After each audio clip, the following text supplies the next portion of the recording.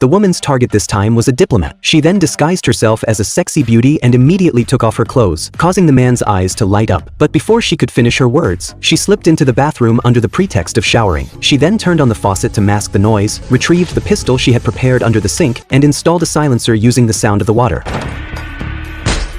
Both men were unharmed. The woman had fallen for the trap. The bullets in her gun had already been replaced with blanks. Dozens of SWAT officers rushed into the room and, without waiting for a moment to react, forcibly restrained her on the sofa. A man then handed her a coat and said he was a CIA agent. He had long since discovered that the woman was a Soviet spy and offered her a job with the agency. But after hearing this, the woman stated her conditions.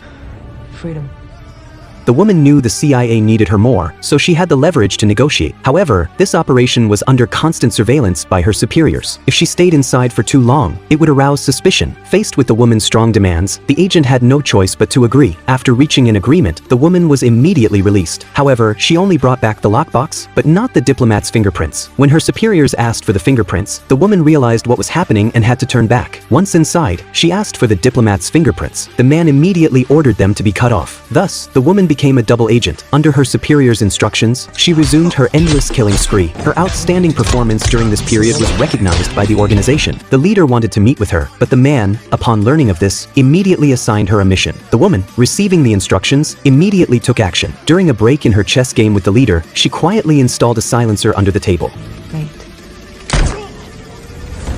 After administering a sedative to her colleague, she went to the computer, inserted a USB drive, and copied all of the leader's core information. However, when her colleague woke up, she hadn't left the building yet. The colleague sounded the alarm, and the entire building immediately went on alert. The woman then began her killing spree again.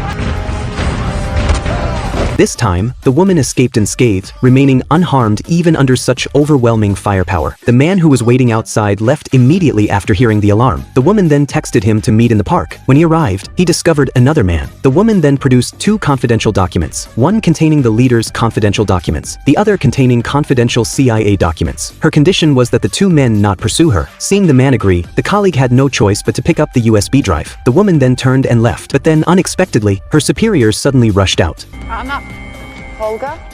No one fucks with KGB. Once there was no one around, the woman, shot several times, suddenly dove into the bushes, throwing back a body double. Then, the woman tore off her wig and left under a different identity.